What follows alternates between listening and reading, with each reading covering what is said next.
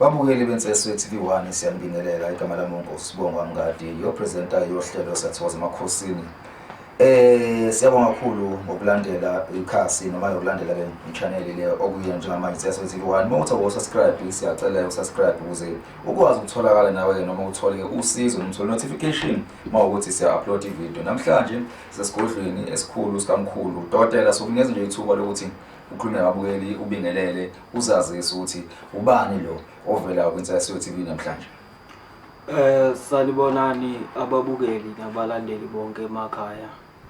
Igama nguNkulu Kadunga lokhulumayo njengamanje. Mkhulu usicelile usibhalele wacela ukuthi sifike sizovakashela lapha esigodlweni sakho la osebenzela khona. Ngiyacela ukubuza ukuthi mkhulu yini singayithola la ekhaya adume ngayo? Thokoza baba. Ngiyabonga kakhulu nokufika kwakho la ekhaya. Baba into engizoyifeza lana nje okuncane lokho engikwenza. Yebo. La emhlabeni njengoba kufika kwami ngifuna ukuthi nje ngisule inyembezi zabantu. Abantu vele sebakhala kakhulu, abantu sebathathiwe imali. Yebo. Kwenzeke izinto nje izikabengo lemhlabeni kodwa njengoba umuntu ephilayo akayeke ukuzama. Umuntu uyazama until ukuhlangana. Njengoba ngilana nina njengoba ningibona andivele nginasho ukuthi nishezi ngibona ama video. Yeah. Angiqala ukuvela kule video. Ngizothi mina uKadunga ngisaphila and ngisasiza abantu ngendlela engisiza ngayo. Yeah. Kunjalo baba. Mkhulu ngisibonga kakhulu nathi ukuthi ugcine uhambele waze wafika nakithi noma waze wasicela ukuthi sifike kuwena. Engizofisa ukwazi namhlanje ukuthi yini lengaka othe ayisukume insika izekhaya izongibona senza nakho umsebenzi engizokwazi namhlanje. Thokoza baba. Njengoba ubona lana ngiphethe lawa majida lawa abheke kumina. Khona lo mjida nakhona lo mfo wakhe. Yeah. Lawa majida ona engisebenza ngawo. Ona engiphilisa ngawo abantu kulomhlabeni. Abantu bayajabula kusukela kulamadoda ayithu wahleli lapha. Ngifuna ukuthi ngimtshele nonke kulomhlaba ukuthi uNkulu Kadunga usaphila and usasiza abantu until namanje njengoba ningibona nami. Kunjalo ke mfowethu. Mkhulu uyasho ukuthi nginamadoda phambi kwakho. Kunjalo baba. Mungangena kuyedwa ngoyedwa usichazele ukuthi wenzani lo. Kunjalo hayi asinkinga ke leyo. Lana baba njengoba ubona le ndoda omdala, indoda enkulu le. Yebo. Uyayibona le ndoda baba njengoba uyibona. Uyayibona le ndoda. Iyasebenza, inomsebenzi wakhe. Le ndoda baba inomsebenzi wakhe. Umuntu uma ukuthi unenkinga yesimali, umuntu uma ukuthi unenkinga ukuthi nje la emhlabeni izinto zakhe azilunge, izinto zakhe asihambe kahle, nangu lo mjida. Umuntu uma ukuthi izinto lapha emsebenzini khona nje izinto ezenzekayo like ukuthi abathandwe lapha nabantu emsebenzini. Kuba nje masingena emsebenzini kuba khona abantu banomona cause vele obviously la emhlabeni asijabule ukubona umunye umuntu eyaphambili empilweni yakhe. Lokho nje khona lo mjida ushezi ukuphatha umuntu ukuthi aphile ngempilo ukuthi siphila ngayo la emhlabeni kuze nathi nani nibone ukuthi khona injabulo ekhona. Mkhulu uke wathi kukhona isimanga onaso ofuna ukusikhombisa sona noma ofisa ababukeli ekhaya beyibone insebenzo oyiphethe namhlanje. Kuyini lokho othe ufisa ukusikhombisa? Baba lana ngiphethe kuncane ukuthi ngingakuvezela ngakho. Hayi uningi uncane lokho ethi ngikuvezele. Baba la ekhaya umuntu masengena ukuthi baba ngidinga usizo. Sengingena kwempilo. Baba ngidinga usizo lwemali because impilo la emhlabeni into ebalekile imali. Baba ngifuna ungenzele imali, ngibe nemali. Ngiqala siyamcheck umuntu ukuthi lo muntu mangaba ngendlela uze ngayo la esikwedlweni ukuthi udinga imali. injanja lo muntu ngabe unayo na ukuthi ngeke ngithi wena ke hayi imali uzoyithola ngikwenza imali ugcine ufike la kumina ugcine imali ungayitholanga angikwenzeke into kanjalo ngiqala nje ukungitshela umuntu ukuthi lo muntu unenhlanhla ingakanani and then lokho ngiyabona ukuthi lo muntu unenhlanhla ungakwazi ukuthola lempumelelo ikhona la ekhaya kunjalo baba mkhulu njoba bengikhala nje ngithi abantu bakhala kakhulu ngemali bayifuna abantu imali injalo ikhona imali la ekhaya baba imali la ikhona umcebo umuntu uthola muphi khona lo umcebo onengozi khona umcebo ongeyona ingozi la ekhaya ukhona muphi umcebo mathiwa ngizofuna into ayithwala noma ngizofuna igubhu zala ekhaya baba umcebo engiwuphethe lana hayi ngizothi akunabongozi ngaphakathi angisebenzise igazi lomuntu akubulala umuntu la ekhaya umuntu uyafika lana uthola usizo lokho akudingayo ukuthi mkhulu ngidinga ukuthi ungenzele imali into engiyicelayo kwabalandeli nababukeli bonkulu kaThunga ukuthi please uma ukuthi aningizwanga kahle ngicela ningibuze ukuthi mkhulu angikuzwanga utheni bese ngicaza ukuthi ungaloko lahleka mawukhuluma nami ngicela ukuthi uthathe indlela yami because yimi umuntu engikwenza umsebenzi ukuthi wena usizakala so please ngicela ke ukuthi njengoba sikhuluma efonini ungangifonele video call anginankinga nakhona ku WhatsApp ungifonela nje call straight ngiyayivuma ke lento ngoba vele mina and nakhona futhi ngifuna ngicaza ukuthi uma ukuthi uyangibhalela imessage ngigcine ngikuzibile ngingakuphendulanga hayi ukuthi ngikuzibile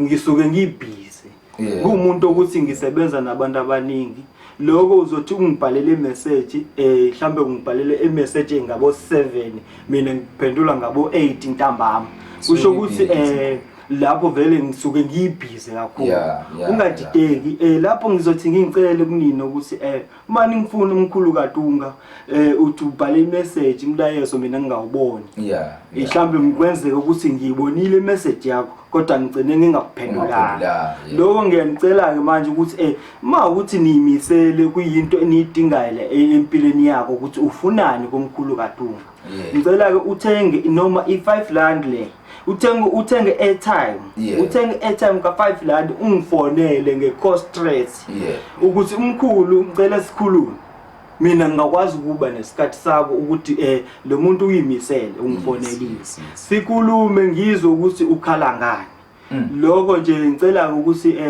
ningathi mase ukuthi ngithumele imessage ngingakuphendulanga kusho ukuthi hayi umkhulu lona hayi akafuni ukukhuluma nami cha ngisuke ngibe busy kakhulu banike mkhulu inombolo singokufika emsebenzini lo balekile sizengawo la ekhaya inombolo sokala kuzo lezo WhatsApp akuzona naleyo fonela kuyona noma iyodwa nje yenza konke baba mina nginenamba eyodwa engiyisebenzisa ngayo inamba leyo ngoba vele sekubaningi abantu abathatha ama chance ukuthatha ama video ami ukwasebenzisa ngendlela nje ingayaziyo ngicela ke nakhona ukuthi nibe careful uma senifona noma lo muntu because vele kwenzeka ukuthi ivoice icishe ifane nayami so ngicela ke ukuthi uma senifonela umkhulu kaThunga confirma ngevideo call ukuthi baba sengiyakwenza ke lokho ushile ukuthi ngikwenze yandiva lapho ngizwa kahle baba sengiyakibela ngiza lapho kuwena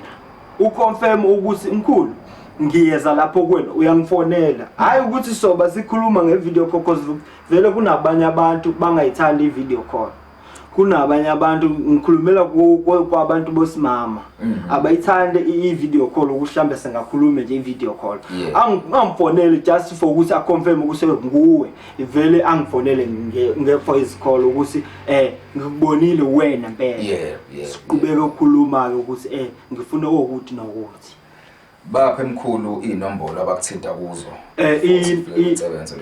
inamba engitholakala kuyona ikhona nakhona levele iyavela lapho kwi-TV ukuthi yarawuka iyo ke inamba yami kodwa ngizothi ngiyibize futhi because vele njengoba ngisho ukuthi ama video amengenza abanye abantu sebayawathatha wasebenzisa ngenye indlela. So inamba yami ithi 073 466 7023. Ngiyayiphinda futhi. 073 466 7023. Inamba leyo ke fonela umkhulu kaDunga wena usizo solutholile. Usulutholile. Kunjalo. Mkhulu angazi noma simaphethelweni evideo noma kukhona okuthize osafuna ukubeka noma ukuveza before siyoyigoqa ngoba sibona ngathi kumatasa umuntu obusy ngempela and kuyabonakala nendlela oyiyona ukuthi umuntu oyazi into ayikhulumayo and futhi umuntu oyimiselayo nathi uzokwenzela umuntu umsebenzi wakhe. Kunjalo impela baba. Hayi ngiyabonga ukuzwa lokho.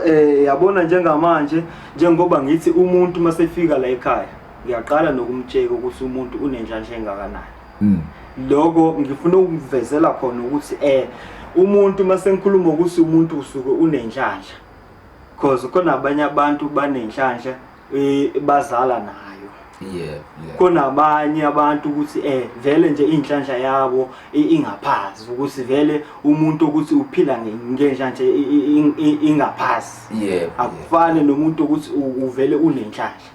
And khona imithi ngathi ngilethe lana ukuthi yabona lo mjita umbonayo la uvule inhlanhla yomuntu noma kuthiwa wena inhlanhla zakho zivalekile izinto zakho zimnyama uyazama ngapha nangapha akulungi. Cha, fonela umkhulu kaDunga. Yabona lo mjita la ula eceni wami lo. Lo mjita uyakwenza wena ukhipha inkinga zakho zonke simnyama kunyama konke kube mhlophe. Because nayo uyambona ukuthi umnyama kanjani. Uyakwenza into ukuthi wena uphile njengomuntu la emhlabeni. Njengoba umbona lo mjita uyasebenza. Wonke amadoda engiwaphethe la banomsebenzi wabo. Kodwa angikho lapho. Ngicela ukuthi nginivezele angithi baba uyazibona lesi sikhwama ne. Uyazibona ngithi. Uyazibona isikhwama baba? Ngiyasibona. Uyazibona ngithi baba? Yebo. Lezi sikhwama baba yizo engitsheka ngazo umuntu ukuthi unenhlanhla engakanani. Izo lezo. Lezi sikhwama siyasebenza la ekhaya. Ngizocela ke baba ukuthi nibone ukuthi la ekhaya uma ngikhuluma ngendaba ukuthi isikhwama uma ngifuna ukutsheka umuntu ukuthi imali angayithola na. Ngakwazi ngwenzele imali manje abuye naye ahambe naye. Lokho ngisuke ngiphethe lokho ukuthi ngimtsheke umuntu ukuthi lo muntu unenhlanhla.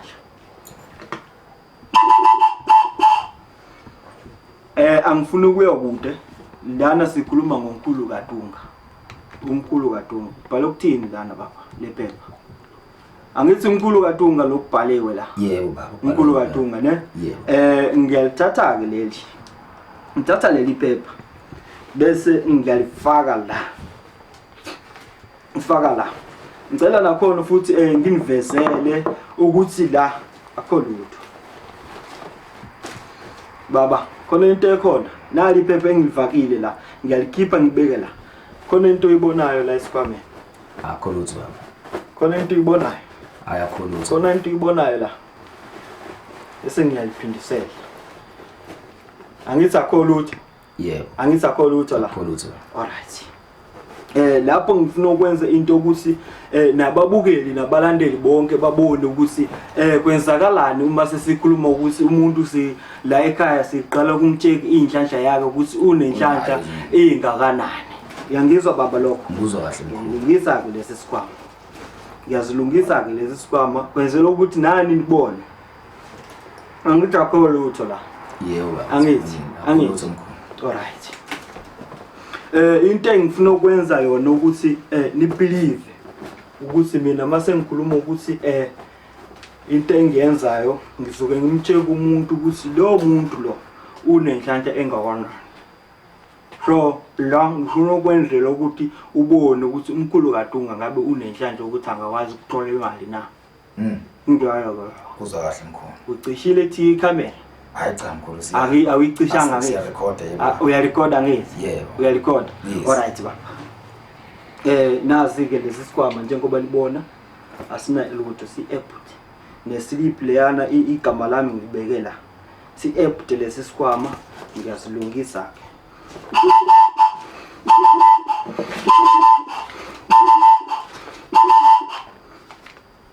ngithatha iphepha igama lami ke leli uNkulu Katunga ngiyalifaka la yangithi yes ba ngiyavala lesi sikhwama mina ngiyasivala lesi sikhwama ngithatha lo mtshita ngibeka la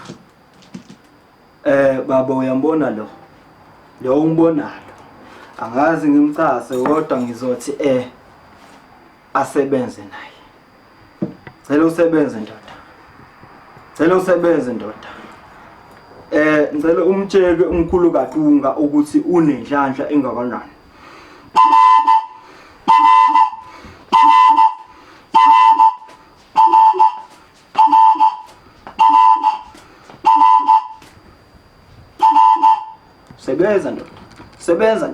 sebenza ndoda ngiyabeka la thatha lokhu beka la sebenza ndoda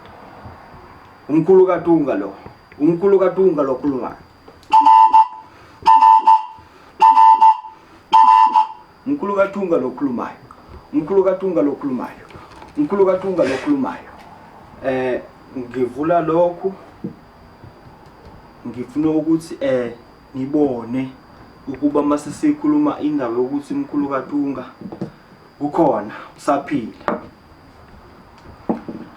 baba lokhu ngikhona kodwa ngizathi yonke into emasengiyenza isuke inomoya manje ngiyenza into ukuthi kube khona umoya ukhona angifuni kube kungabe khona umoya yandiva baba kuzwa kahle angithi ngiphosile lapho into ngayivala kanje la amazi la wabona acabanga ukuthi mhlambe khona something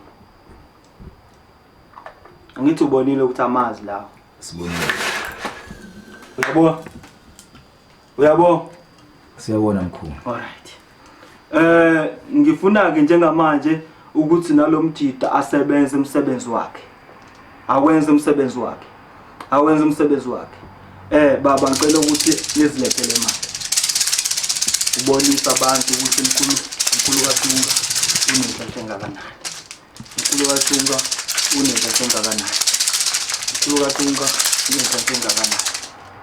lapho kuwena ukuthi ngiyakucheka ukuthi ungayithola imali lana namhlanje ubuye nayo na qedile ke baba lapho baba sengiqedile lapho ngifuna ke manje nibone ukuthi la njengoba nibonile ukuthi bekunganalutho ukuthi kuzophumani ungayicime ikamera baba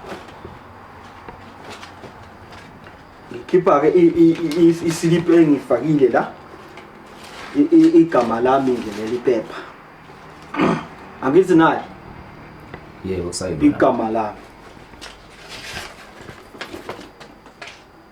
khona into ephumile angazi noma nibonile mkhulu khona into ephumile lapho ke masukuphuma into enje ngisuke ngibona ukuthi lo muntu nakanjani ikhona noma malini azolithola la ekhaya ngoba kuphumele imali egcineni nemali la eSouth Africa ku200 wena ungathola noma malini ngisho noma 50,000 noma 50 million ungawuthola the more imali bankulu ephuma la the more khombisa ukuthi wena ngidla kanani wena le mali maseyiphume imali ekanje yiyo ke imali ikhombisa ukuthi unenhlanhla engakanani angithi uyayibona baba imali ngibona kahle mkhulu angithi uyayibona imali le ngibona kahle baba angithi uyayibona angikhulumeke ngento eyokudlala imali le mkhulu le demonstration osikhombisa njengamanje lokuthi usho ukuthi ukutesta inhlanhla yomuntu ukuthi isebenza kangakanani noma kanjani yebo umuntu mefendi umbeni uqala kule msebenzo le umenzele yona bese ngiyamtshela yona ukuthi uzoba namalini mephuma esigodlweni kunjalo mkhulu ngiyathemba ukuthi umbukeli ubone yonke iprocess oyikhombisile ngendlela futhi wenze ngakhona njalo neyigubhu oyiphethe baba zibonakele futhi izimanga zakhona zibonakele njalo baba. Ngiyacela mkhulu sikhumbuza abantu inombolo mase uyacela ngingaconfirm ukuthi lo muntu engikhuluma naye ukaduka. Inamba yami ithi 073 466 7023 073 466 7023. Cela ningifonele ko straight noma ku WhatsApp ungihlele ngevideo call. Lapho ngiyatholakala zonke isikhathi. Hlezi ngisebenza, anginalo usuku lokuphumula, ngiyatholakala, ngiyasebenza, ngenzela ukuthi vele baningi abantu sebaqalekile. Khulu sibonga ithuba since SWTV1 until ivideo elandelayo. Siyabonga. Amen.